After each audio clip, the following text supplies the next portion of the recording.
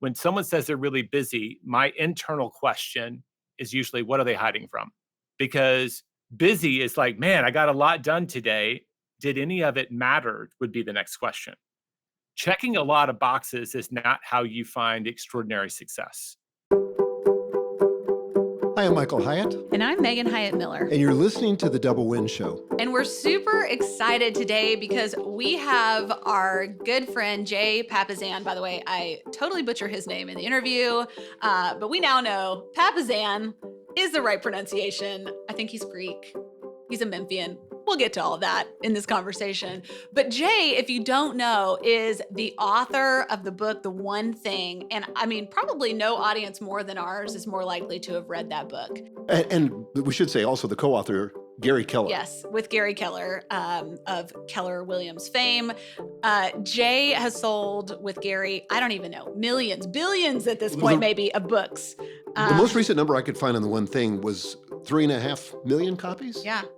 That's a lot of books. It's a lot of books. I think the reason is because this framework in The One Thing is so helpful, which really helps you prioritize and focus on what truly matters to achieve extraordinary results. And he has these great frameworks in the book that are very practical and kind of philosophically meaningful as well, but just really practical. We get into that. We talk about right out of the gate, one of my favorite, which is called the bunker, which I think you guys are going to love. Like basically, as I say in our conversation, the Venn diagrams between the Papasans and the Hyatts are like almost completely overlapping. He is our people. And I think you're going to love hearing this, this conversation that will help you focus at just the right time of the year. So much wisdom. Okay, here's Jay. Well, Jay, welcome to the show. We're so excited to have you. Oh, I'm so excited to be here. This has been on my calendar for so long. I actually accidentally prepared for it a month ago because I was so excited. I love that. Okay, so I got to see you in Austin this fall when I was there for a mastermind that I'm a part of, and you came. You are our special guest. And everybody was so excited that you were there. We don't always get to have a special guest in person, but since you live in Austin, you were there in person. And it was so great. You actually presented twice. And I have to tell you, I took so many notes from your presentation. And I ended up coming home so fired up about The One Thing, which I had read years before, but I hadn't read recently, that I took the question, the one thing question, which is what's the one thing I can do such that by doing it, everything else will be easier or unnecessary. And I had that made into 2 posters that I then had professionally framed. And I have one in my office where I see it every single day. And I have one in the meeting room that our team meets in at least once a week. And so Jay Papasan, you are immortalized in a poster. You are ever present in our office. And now I get to be with you this morning. I love that. You had to send me a picture so I can share it on Instagram or something. That's great. I love that. So I have a question, because when we were talking about focus and bunkers, your aha was that maybe you needed to get your plants out of your workspace because that was your distraction. Was that, am I remembering that correctly? No, you can't tell all my secrets, Jay.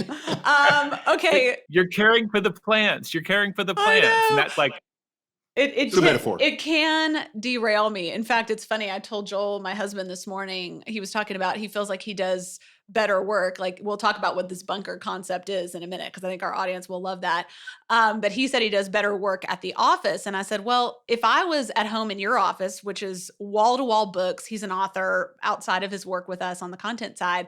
I said, I feel like that would be like if I tried to work in the laundry room and I had baskets of laundry around me. Like, I just wouldn't be able to get anything done until I got the laundry done. And even then, I'd have to put it away. So the answer to your question is no, I still have the plants in my office, but I have changed that. I've given somebody else the job of the watering. And I have also given myself time before work starts to, on a weekly basis, go around and take care of everything and trim off the dead leaves and whatever. And so I feel like now it's become my bunker and it is not a distraction anymore. Yay. So maybe that's a great place to... I'll take them. Yeah. I think we should start with, now that everybody wants to know what the bunker is, tell us what the bunker is and why we need one. We all understand this. Like, our world is not lined up to help us focus. right? So we have distractions, the biggest ones being our phone. So the strategy we have we usually talk about this for your work one thing. Is there a place that you can go where your focus would be more or less protected? And we refer to that as a bunker, right? It's a safe place for your focus. And I've talked to people from every walk of life. And it's strange how many of them, their work office is not their bunker, Yeah. especially if they work in an open office setting, right? Or they have a cubicle. And I'll say, where is the place that when you go there, you tend to be able to really get a lot of work done without interruption, maybe even get into that state of flow, right? Where you're in the zone. And I've heard on airplanes, I've we had one lady that had found like a secret kind of spot in the basement of her building. It actually worked for me years ago. It was like a couch, but nobody knew where to find her. Oh, Right? I had one lady that would bring in a rolling bag, and she would stop in a conference room that was empty and get her laptop out and work for 45 minutes or so before she went to her office, because her office is where the distractions were. People are gonna say, yeah. "Can you help me? Can you help me?" Yep. So, it's a very relative answer, but people should ask and answer, where is that place I can go to where historically I've been able to get a lot of work done? And we'll call that your bunker. You said airplanes, and I have sometimes threatened to build a fuselage in my office where I'm literally sitting in an airplane seat. But the thing I've noticed, that used to be fantastic. But the problem is I need the internet. I need it for research. Almost all the apps that I use require the internet. And so what I found lately is that the internet is so unreliable that I spend the entire flight trying to get on or Yes. waiting for it to load. I mean, it's just crazy. I just had that experience coming back from Denver a couple days ago. But yeah, I love this concept. I have I to love show it you too. one thing too. So I just did this. Megan doesn't even know this. You probably can't see my phone, but I've been looking for a dumb phone solution. And so I looked at the light phone, because it's got no distractions. But I already actually bought one of those several years ago and it just didn't work for me. So I wasn't much of a temptation. So what I did now is I turned the settings, the accessibility settings, to the color filter that's called grayscale. And Yeah. so I don't have the color, which we know creates a dopamine hit and is also makes it more enticing. So now it's just grayscale. And then I found a little app called Screen Time Control. And I know that iOS has that built in, but not like this. This makes Right. applications disappear on a schedule so that you literally can't find them. You can't search for them. They're not in your app library. They just disappear. And that's pretty cool too. So I'm trying to get in my bunker. We talk about the 4 steps, right? In that process, you find your bunker, you store provisions, right? Everything you need to do your work should be there. And it sounds like for you, Yeah. Michael, it's also Wi-Fi. Like I need to have Wi-Fi to be productive. And then you sweep for mines. We're continuing the military thing, but I like love your this. your phone is one of them. So I would catalog that in. How can I sweep for mines? And there's programs like Freedom. There's the stuff you can do like the colors. Um, Anything that creates a barrier between you and the distraction, Yep. like you can undo it. You can turn the settings off, but now you consciously have to do it. Friction. The store provisions is important. The research says that if someone interrupts you, that classic got a minute, it can take you 30 minutes to an hour to fully get back on track. So it's never a minute. Even if it was just a 30-second interaction, your flow has been interrupted from whatever deep work you've been doing. So just avoid it. Like where Gary and I write, we have everything we could conceivably need, like from Advil, water, power bars, you name it, except for like a bathroom. Like that would be the ultimate, right? To have the bathroom there, because we just don't want to, we call it getting sniped. We leave our bunker and these are your teammates. They're your team. And they're like, I need help. What are you going to do? Yeah. But if you avoid that, they will wait for you to come out and say, gosh, I've been waiting for you to come out. And then you can dive into it. So that the bunker strategy is one that really helps a lot of people who haven't yet gotten the strong muscle of focus, right? We all have our our focus muscle. Depends on how long we've been using it and how much distraction we have to deal with every day. Yeah. Right? it allows you to turn the volume down on the distractions and maybe get a little bit more work done. I got to ask your advice on something. So I kind of have a bunker. We call it a cottage house in the South, or a carriage house, but it's really just a cottage out back. And so I've got an office and I've got my supplies. It's in the upstairs part of that structure. And I've got almost everything I need. But the one thing I do like to do is take a break like every hour. And I know that that's good. But typically I walk back in the house where everything's happening and then I get distracted. And so then it takes me a while to get back in the zone. So what do you think about breaks and how do you do that in the context of a bunker? It depends on the nature of the work, right? Like if you're writing or doing deep work, like the longer you can stay in there, the better. But like there's advocates for the Pomodoro method, which I'm sure you're aware of, like 20 minutes on, 5 minutes off, 20 minutes on, allows you to like clinch that like a rep on the bench press. Like you can really get a strong rep in, then you relax. So I think if you're doing it consciously, I would just experiment. Like I don't know. I think that's a gray area for me because I do it too. I have to move physically. Yeah. So our office layout, you can walk a loop. And my chief of staff, Carly, she literally puts it on the calendar every day. We do a 15-minute walk, usually outside the building, just to get out and walk. And that gives us some thinking time during the day. But I'll get up when I'm just stuck. I usually hit a finish line of some kind. And I get up and I will walk around the building. And I also do this because I'm a leader.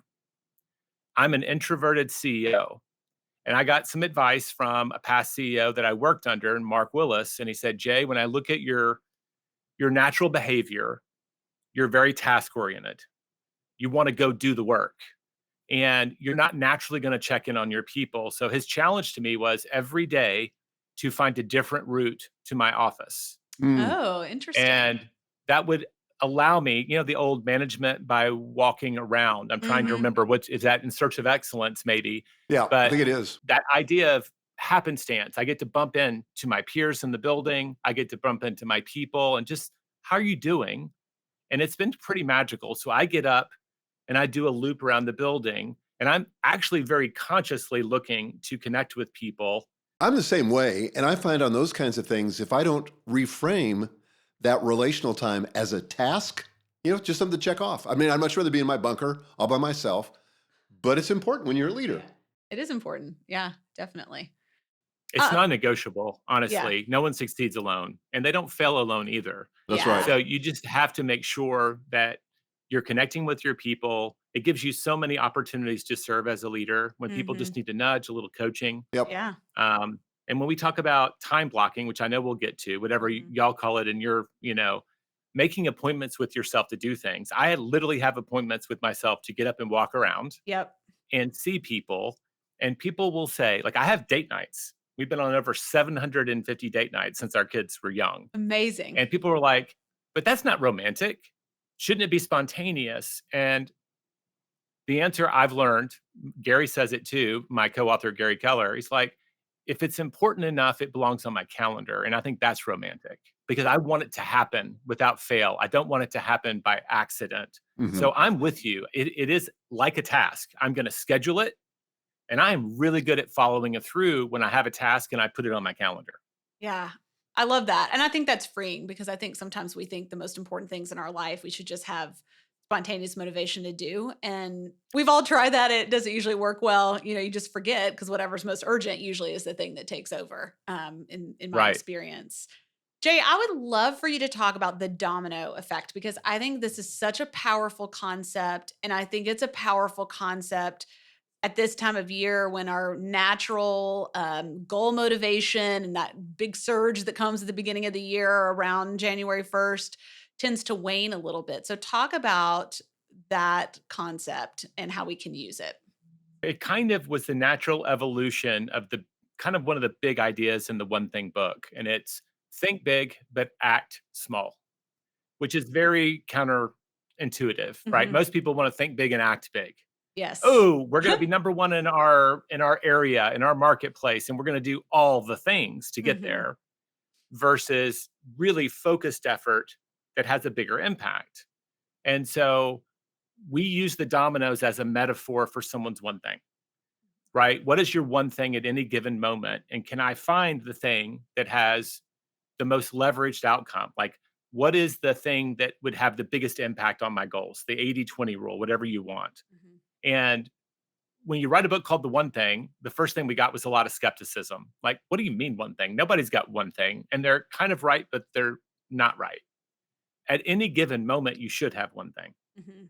right? You can only focus on one thing at a time. It doesn't mean you won't have multiple things to address over the course of your day, week, month, and year. But the idea of the dominoes is if you line them up right, right? I think y'all call it a double win. Uh-huh. Mhm. If you line it up right, you knock over the one domino and more fall down. Yep. And so we started playing with this, and the world record was set in the Netherlands, I think around 2009, and they set up almost 4.9 million dominoes. It's hard to even conceive of that, like to even think about how much space does that take up? Like that's an incredible amount of And where do you buy that dominoes. many dominoes? And where do you buy that many? And how do you get them inside? Like there's so many questions I have. Well, it's like a whole sport out there, evidently. But they Wow. they had to put it like in a gymnasium size space. Okay. It had to be humidity controlled. And then they have to create breaks so that if someone like me, I'm like going out at midnight to get Starbucks or whatever, I would come in and back up and knock them all down by accident. So they have Oh breaks my God. throughout it so that you can't unintentionally force them to set up the whole thing again. Wow.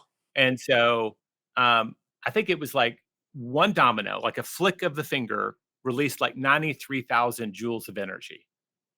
And so that was the biggest example we could find of someone who'd physically lined up one things. And then we had a full-time paid researcher, and she found an article in the American Journal of Physics from the 80s by a guy named Loren Whitehead, where he built physical dominoes that were 50% larger than each other. So a 2-inch domino is where you start. I'm sorry if someone's listening around the world on the metric system. I don't know how to do the conversion, but a 2-inch domino will knock over a 3-inch domino, will knock over a 4.5-inch domino. And that's where my math breaks down without a spreadsheet because I'm an English French major. But he built 10 of them. And by the first domino and to the 10th, he described it went from a gentle tick to a loud slam. Wow. And the last domino was about 6'7" So tall, like a as tall door. as a door. Yeah. Yes. It's just kind of amazing to think of that much momentum building so quickly. So I went to a spreadsheet and graphed it out.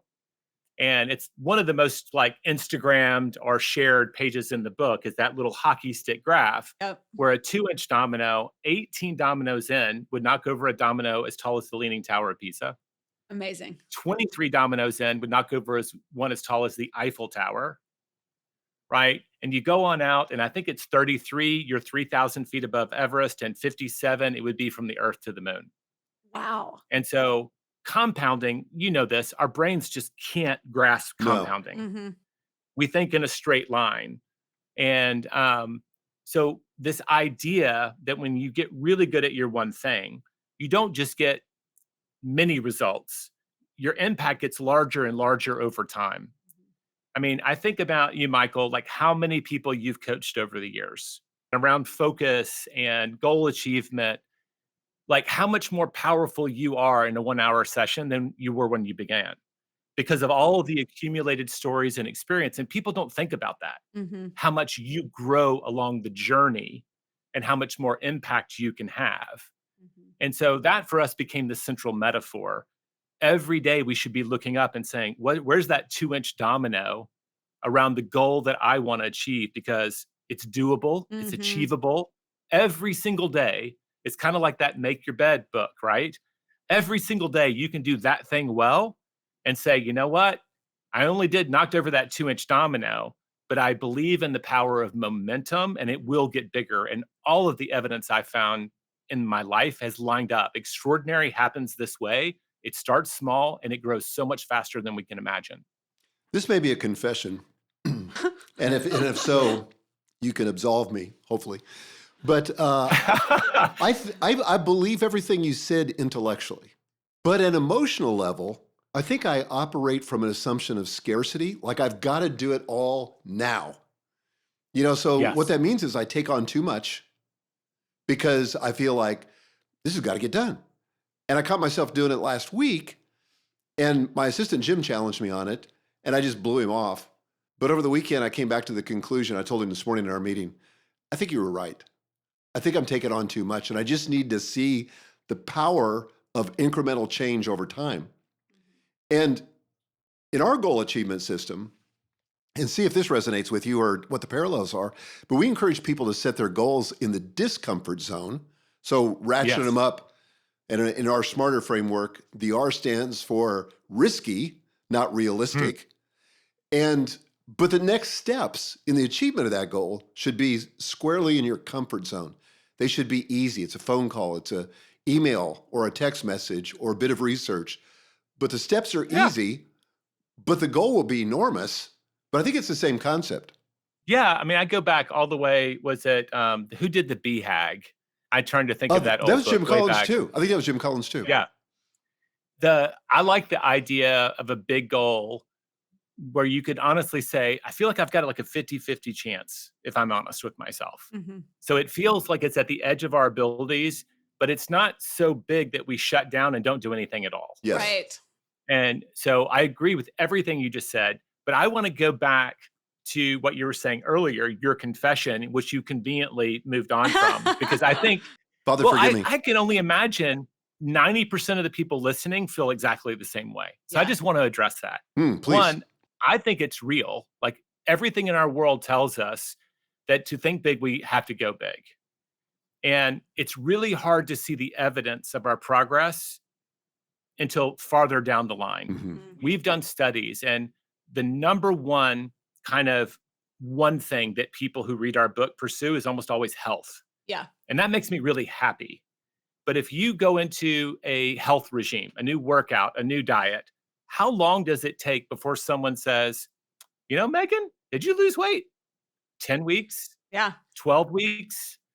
Right? Yeah. You get to a place where you are kind of in no person's land. You're not sure that it's working at all. And then you start to get the positive feedback. And I think anything that's extraordinary, you have to have the faith to get through that zone. And doers, like I like to say, we serve primarily, there's two groups of people in life: doers who don't have space to dream and dreamers who don't have space to do. I believe probably both of our businesses have a lot of doers who don't make space to dream. Yeah.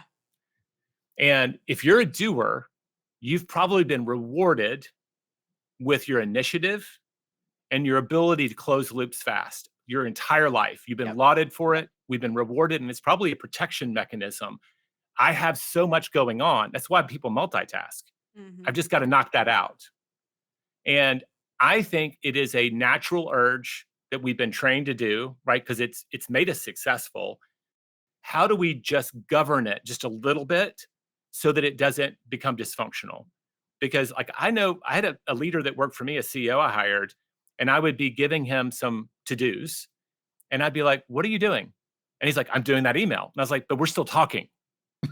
And he was so conditioned to just knock things off of his list. He'd be right there in the meeting, knocking out the task.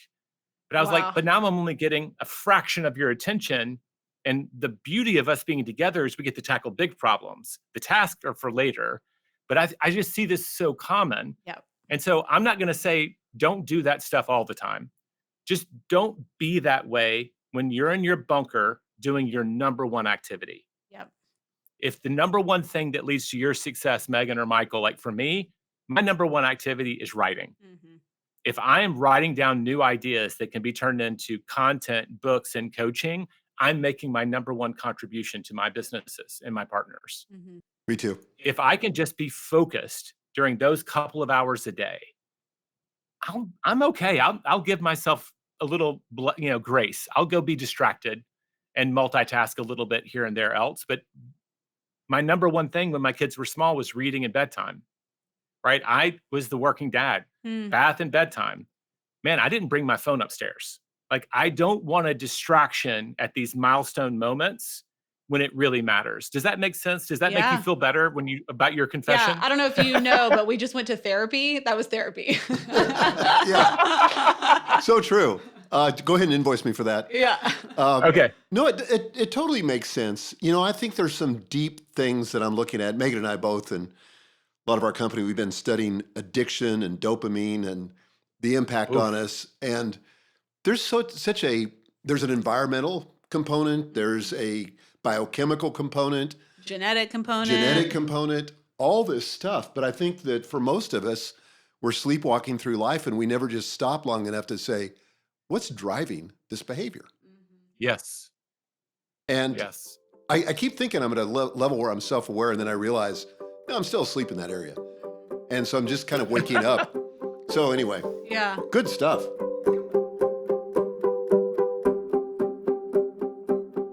Jay, one of the questions that I feel like our listeners are probably having right now is for maybe 10% of the people, maybe they know what their one thing is. They know what their most important contribution is. But for the 90% who don't, how do you determine what your one thing is, maybe at home and professionally? Because sometimes I think it feels like there are so many priorities. This is like why we multitask. We have the sense of scarcity. It's like there's so many things that are important. How do I pick just one? So you alluded to it earlier. We talk about the focusing question, and honestly, if the book was prioritized perfectly, that would be the first thing you read. But it's so simple, nobody would believe you. Yeah. So it's kind of in the middle of the book, if I'm honest. Yeah. We had to earn people's trust to say, like, this simple tool can do the work.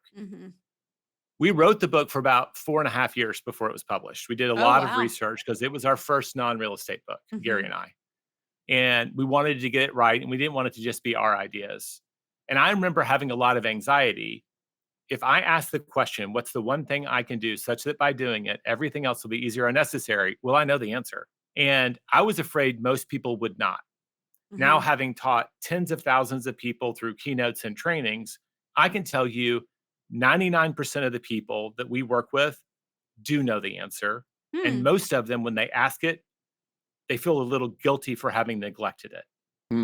Okay. Wow. So it's the opposite. Now, the people who don't know the answer are the people who are asking questions that truly haven't been asked very many times.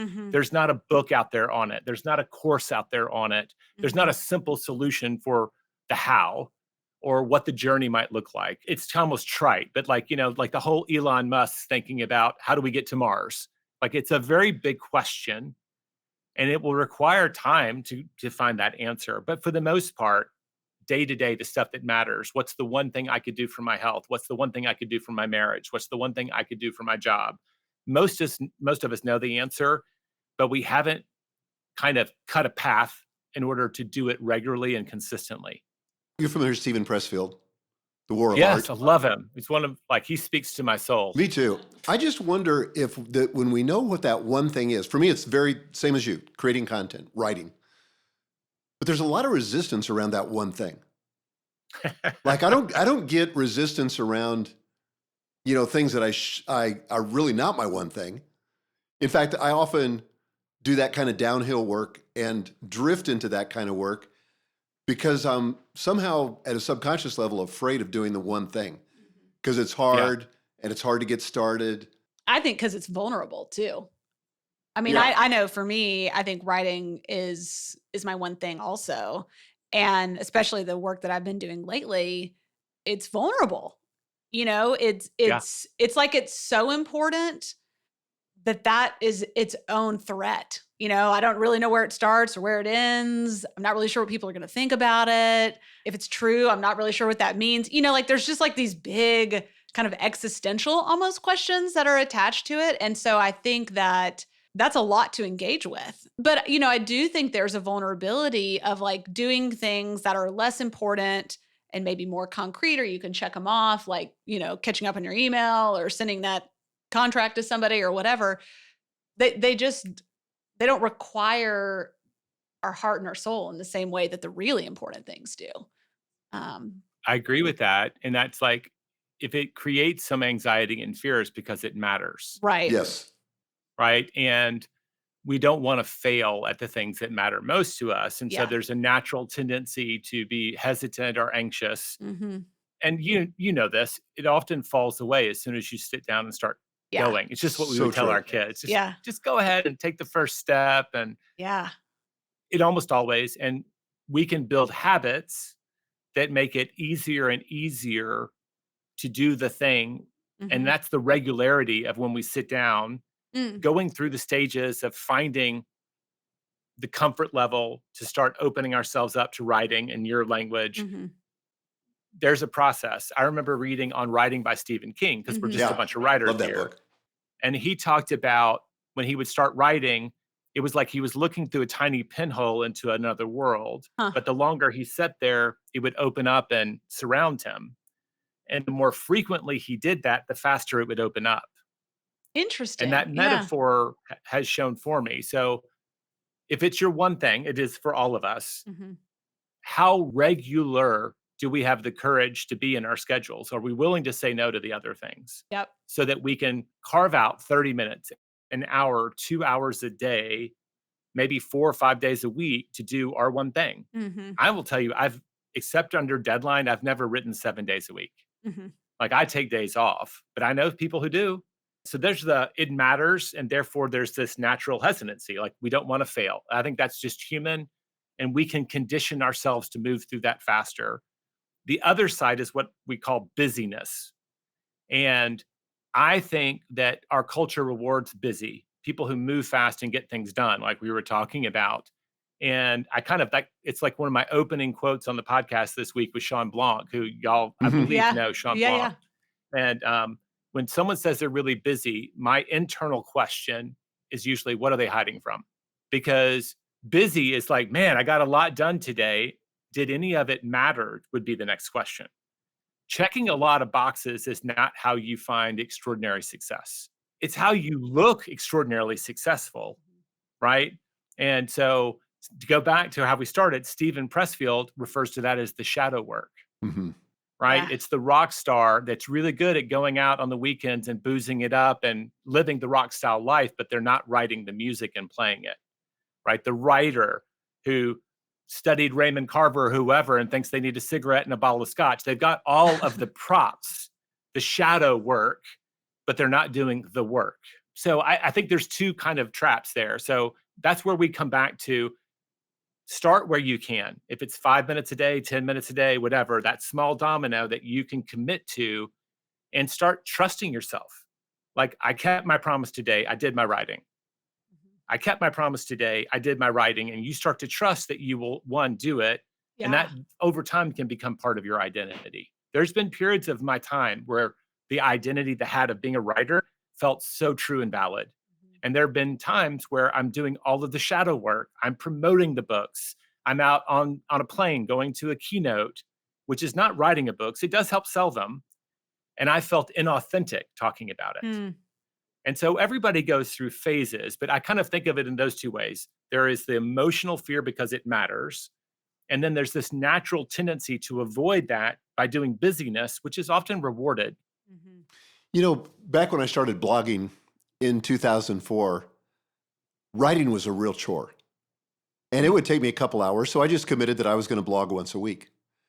And then as I developed proficiency at it, I found that in about that same time, I could knock out about 3 posts.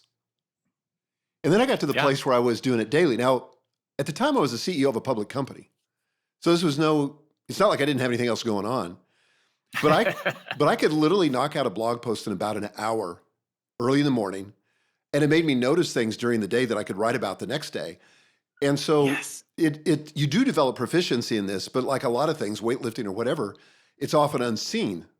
But the question I was going to ask you, there's value in rituals. You know, the things that will get us into that headspace for high performance.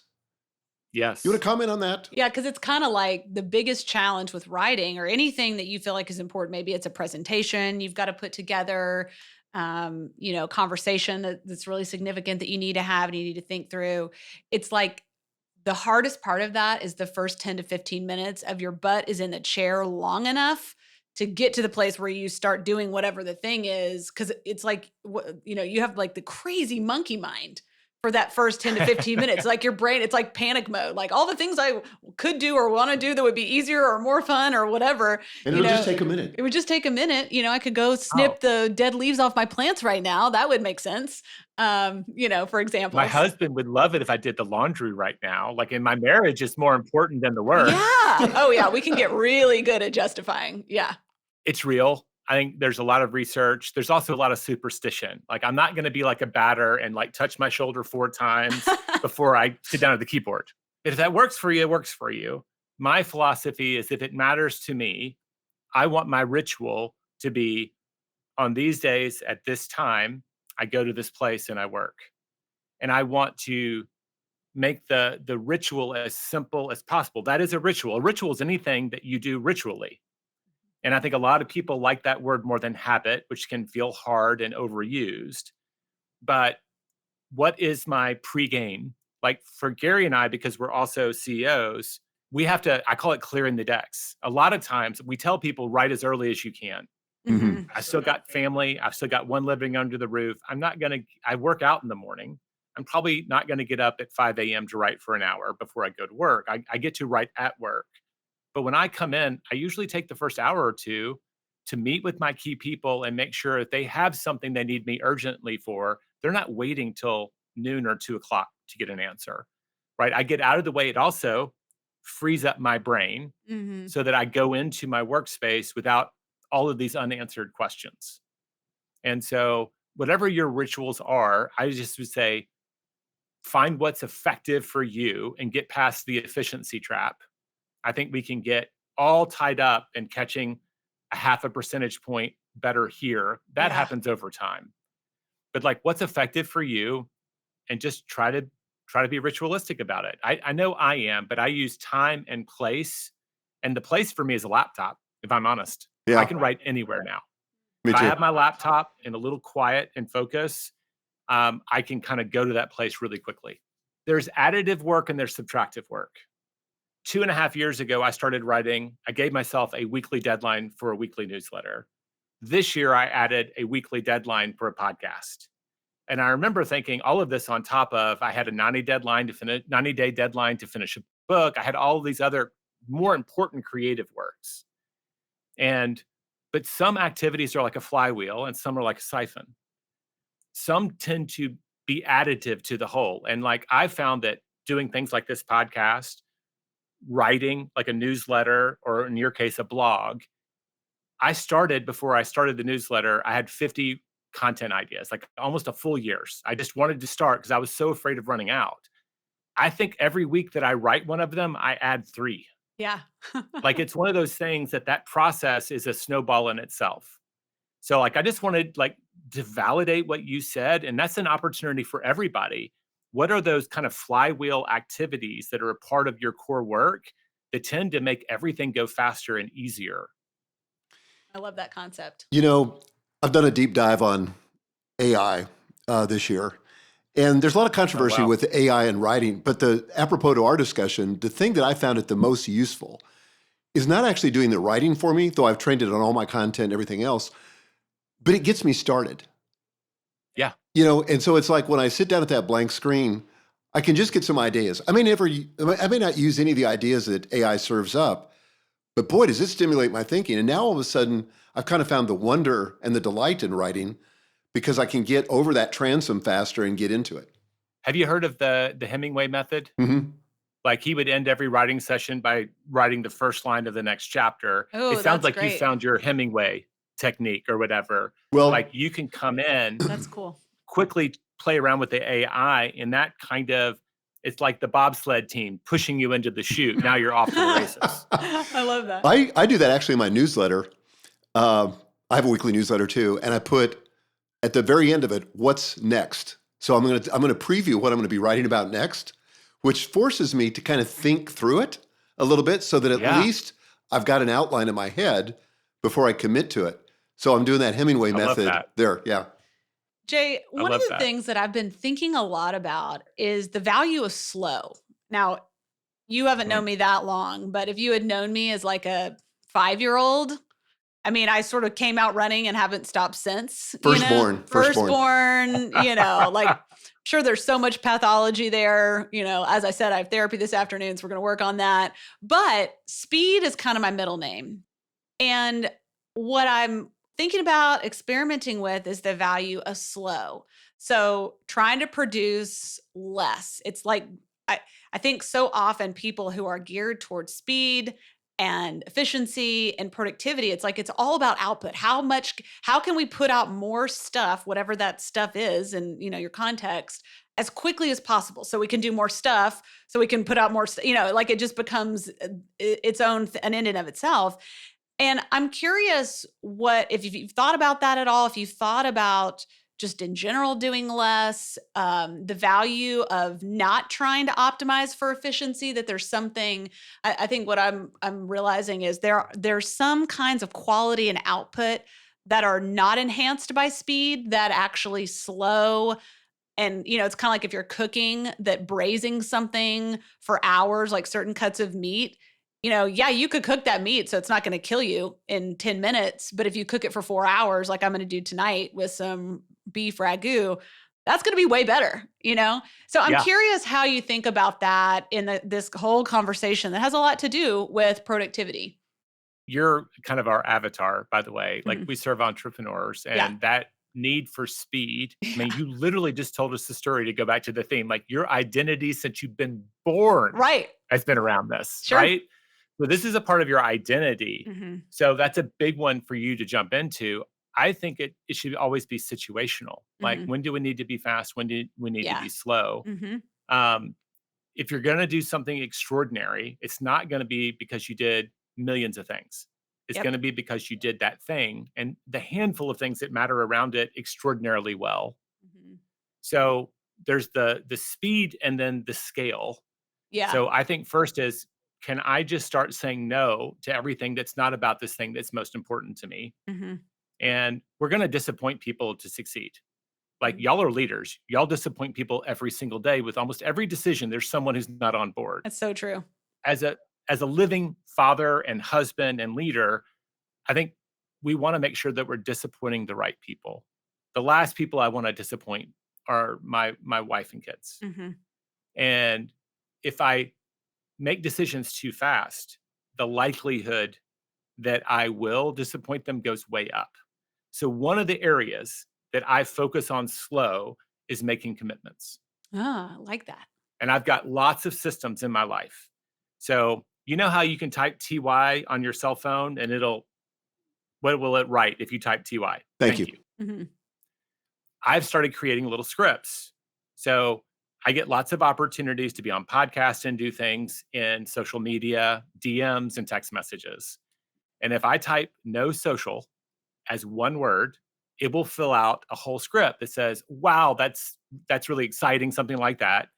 I'm really trying hard to avoid making commitments on social media and in DMs. If it's not inconvenient, would you please email me at this address so that I can sit down with my chief of staff, Carly, and I can give you a firm yes or no, something along those lines. Great. Like, I don't even look at it anymore. I probably should update it. But what I'm trying to do is slow down my decision to commit to all the things that are exciting and flattering so that I can sit down with Carly and we're looking at them all side by side. So I can look at it and go, well, I've got 2 speaking opportunities. One's in Singapore and one is in Omaha. Which one sounds more appealing? Because I would have to choose.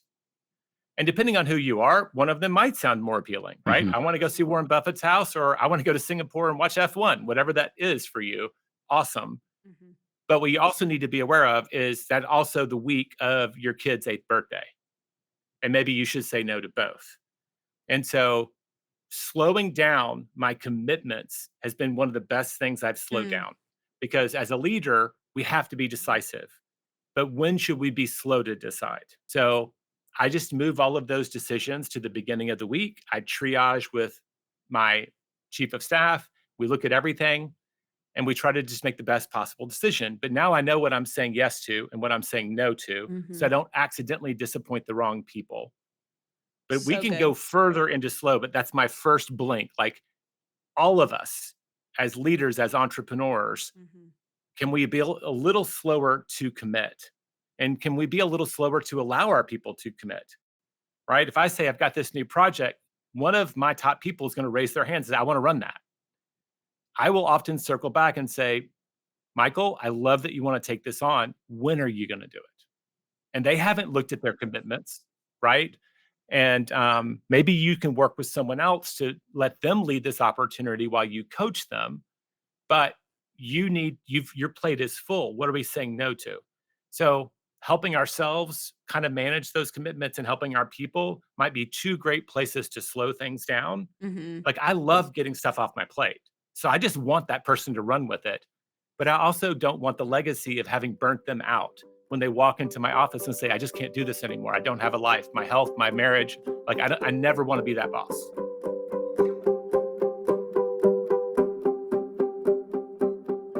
This really inspires me because I do have systems around email requests or, because first of all, I don't review my inbox. That's my assistant doing that. So that puts some distance. But I remember Viktor Frankl talks about this idea of between the stimulus and the response, there's the opportunity for freedom if you pause. And Stephen Covey amplified that, talked about it further.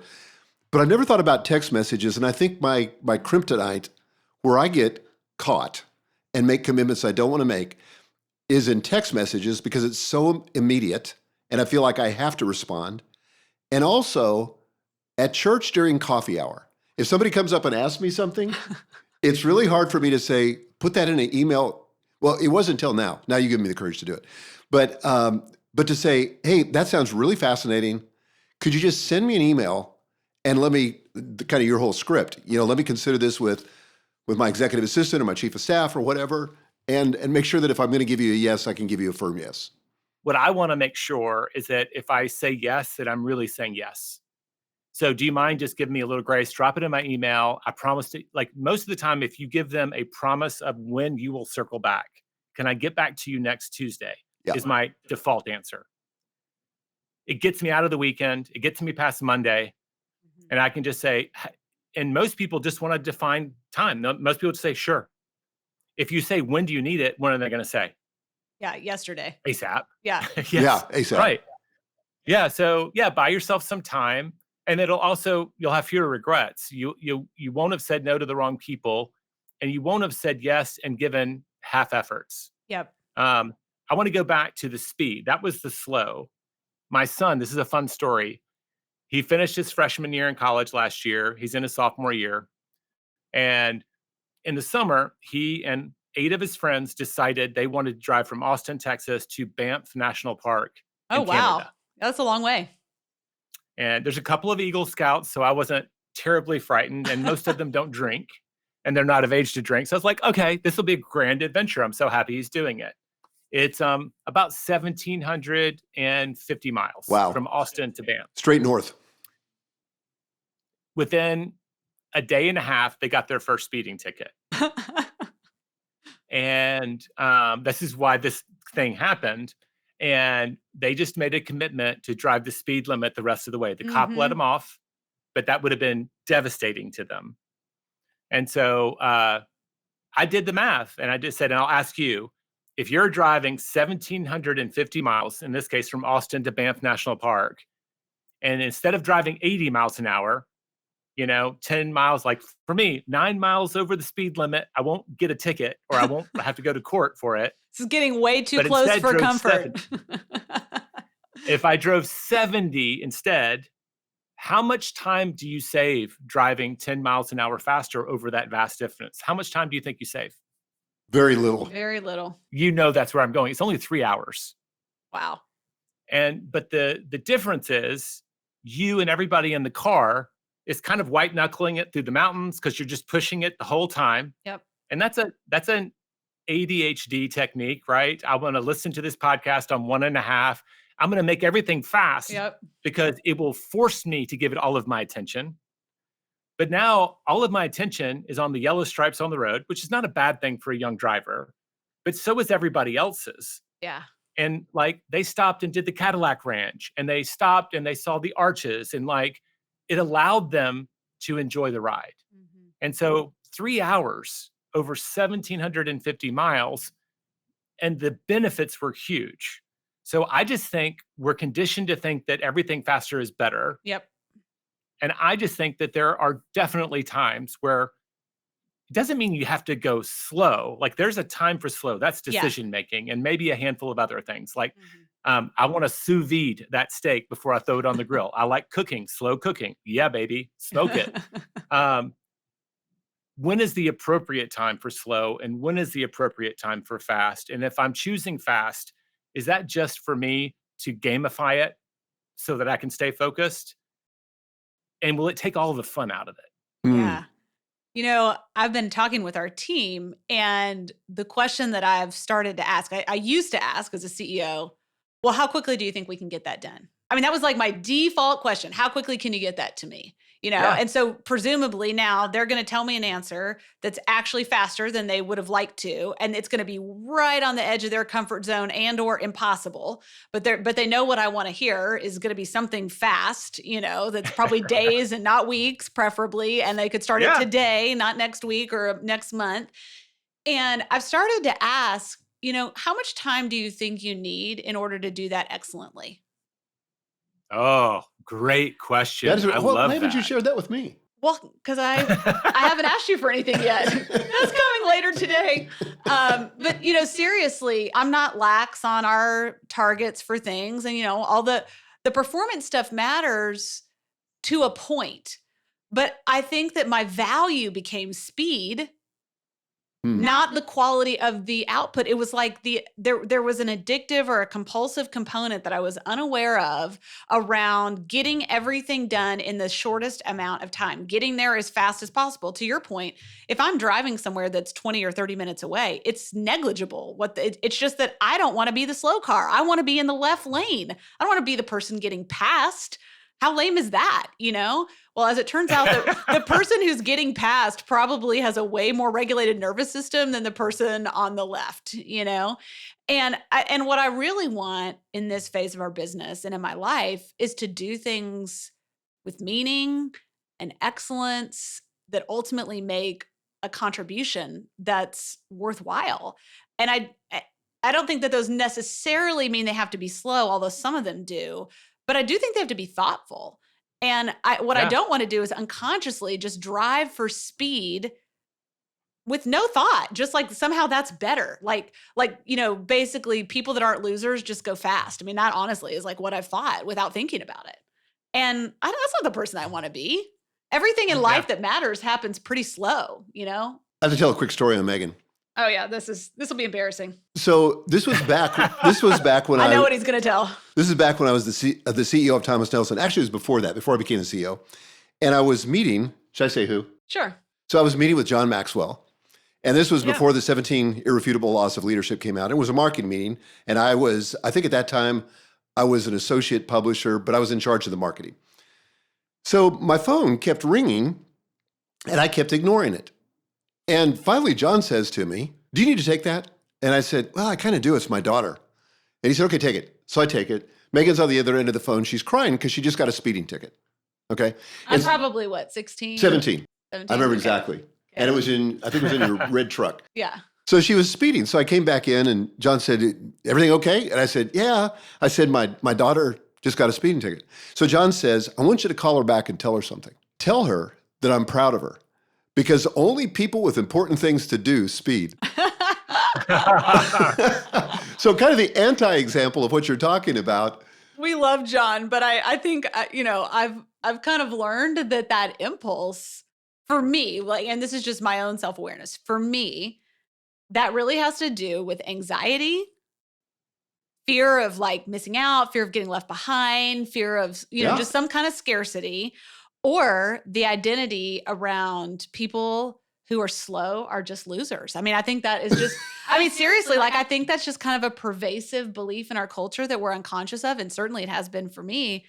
And I'm like, this is why I drive frustrated. Because I'm frustrated half the time I'm in the car because somebody that's driving too slow is in the left lane. Don't you know you're got to be faster than me if you're going to be in the left lane? Exactly. Keep up, people. And it's like you just kind of want to say Exhibit A, the Italians. I'm getting back into therapy. The Italians are pretty happy. They cook slow, they eat slow, they just do everything slow, and it's working out for them. I lived in Italy for a while. I've driven there. They don't drive slow. That's true. That's a good point. Yeah. Stop signs and traffic lights feel very optional to me when I was driving. Maybe that's my perfect scenario, actually, now that I think about it.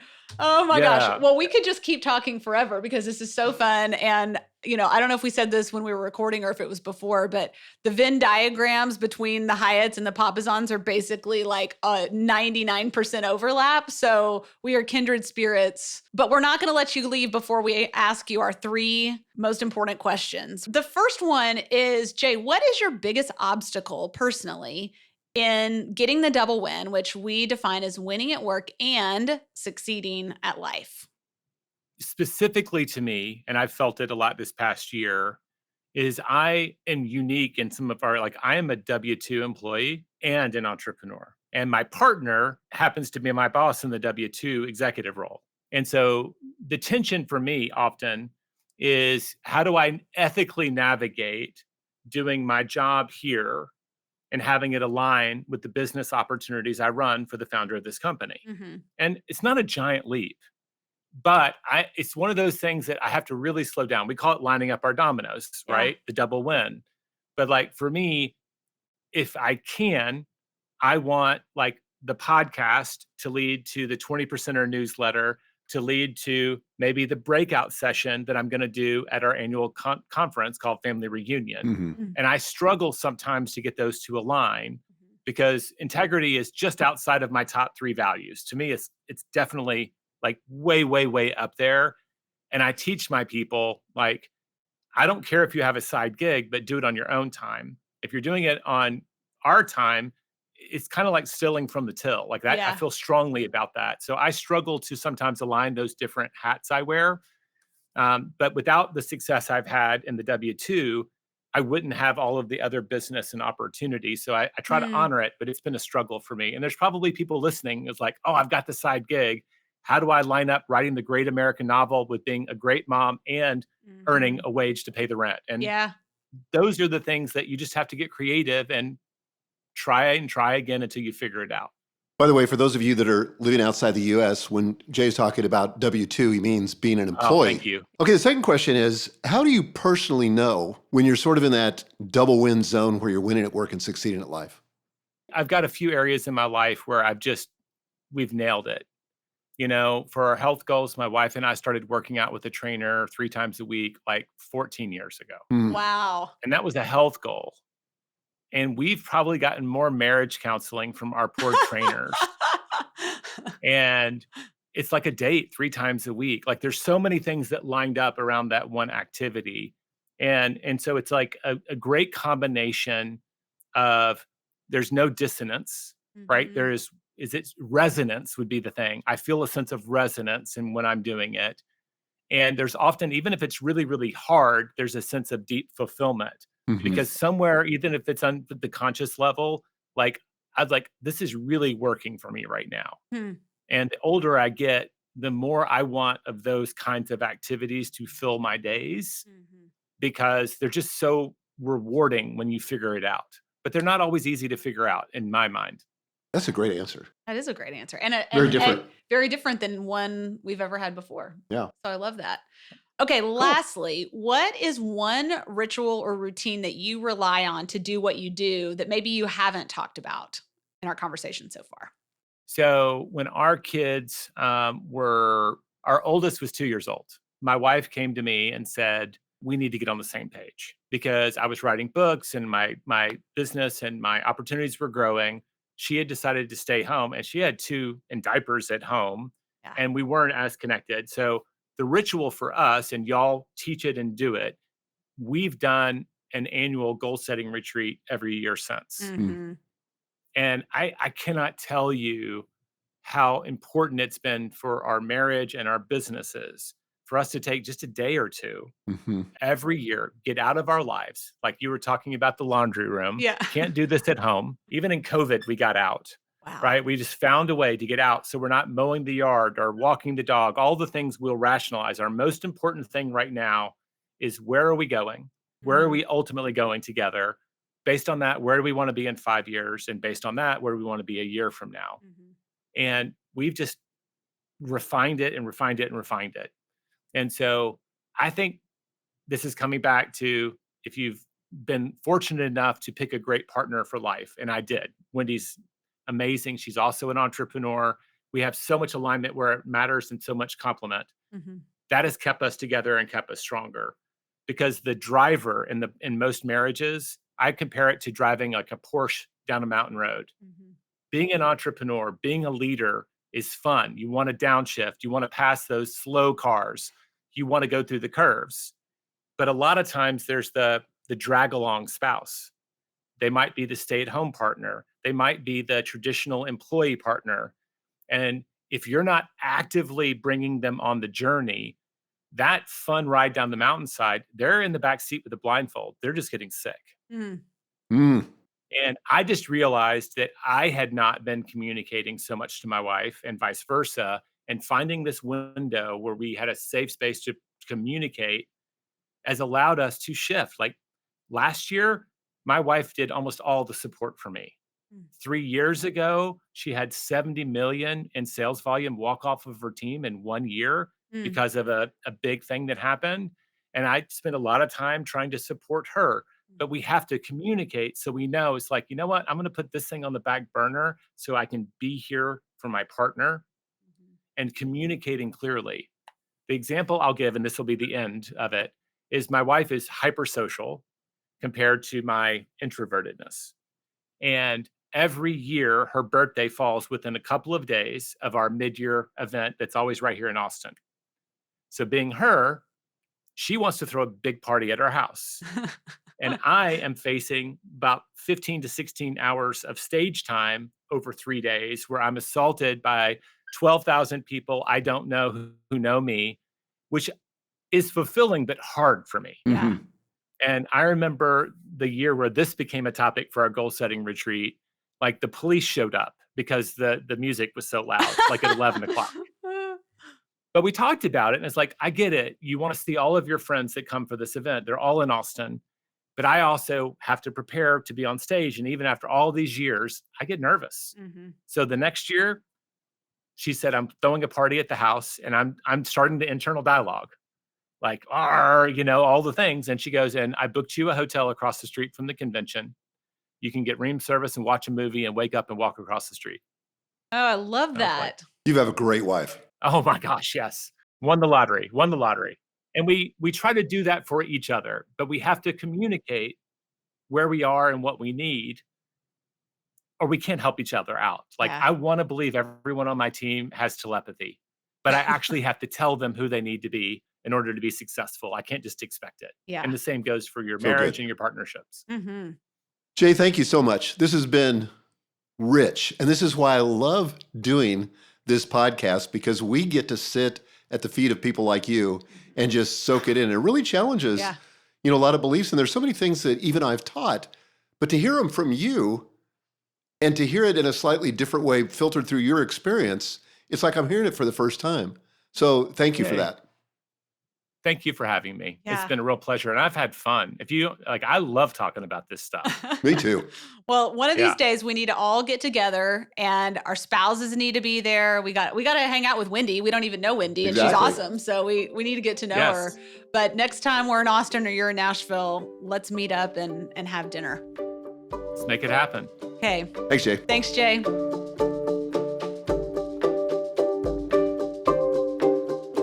I have so many takeaways from this episode, and it's really resonated with me at a deep level. And I think I need to go back to therapy because I think who doesn't? I mean, seriously. Well, I've just realized that there are just a lot of things that happen below the surface that drive my behavior that I wasn't aware of, and I'm definitely not fully aware of them yet. But I'm beginning to see that. But he has a wonderful balance of kind of the deep philosophical, cultural analysis on the one hand, but very practical strategies for dealing with it. Well, I also like that he has these kind of visuals like the domino effect. I know. I was thinking to myself, first of all, I literally had these posters made. I had our graphic designer take that one thing quote and create posters that color coordinate with the rooms that they're in. But I was thinking, I wonder if I could find somebody on Etsy who could make that 50% bigger domino exercise that he talked about, that I could have like a little 3D model kind of in like a glass shadow box. Cause I thought I need to be reminded of that because it's so easy to think that the small things don't add up to the big things, but they actually do. And that whole idea that you're going to have this period, I think he used weight loss as an example, but I think it applies to literally everything, of 8 to 12 weeks, where you're going to be doing this stuff, but there's not going to be any visible benefit or visible change.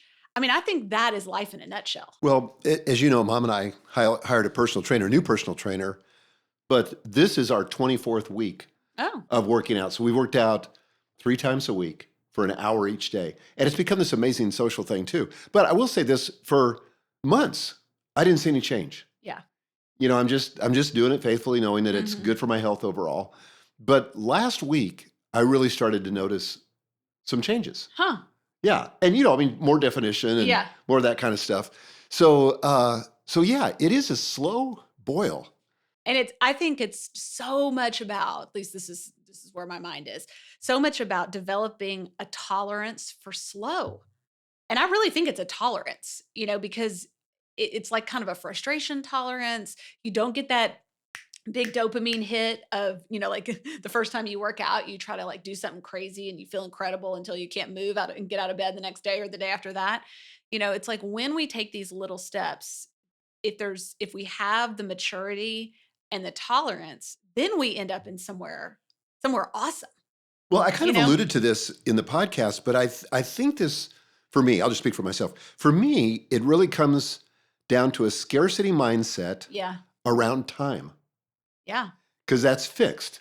And I'm at the age where it feels like I'm running out of runway, but that's a scarcity thing. Because literally, if I just lived to my dad's age, I'd have another 21, 22 years. Yeah. And maybe longer with medical technology and all that. So I don't know why I feel this scarcity.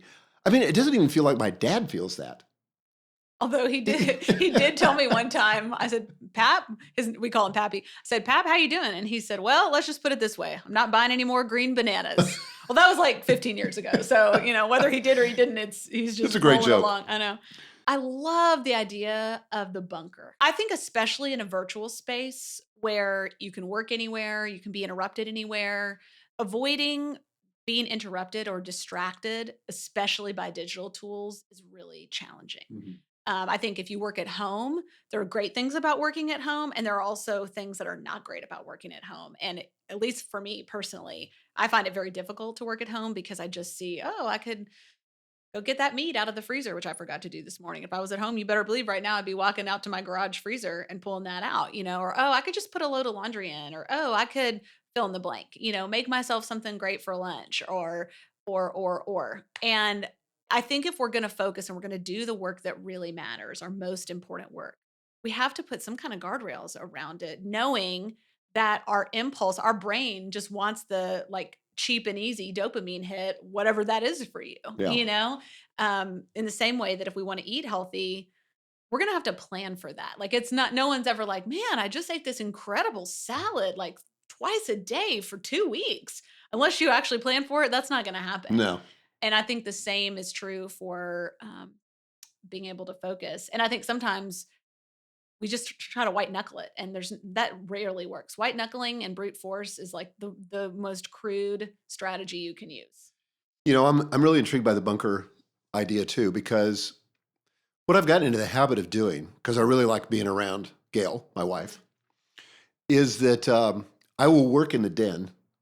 And this time of year, it's also tempting because I love fires, and we always have a fire in the fireplace.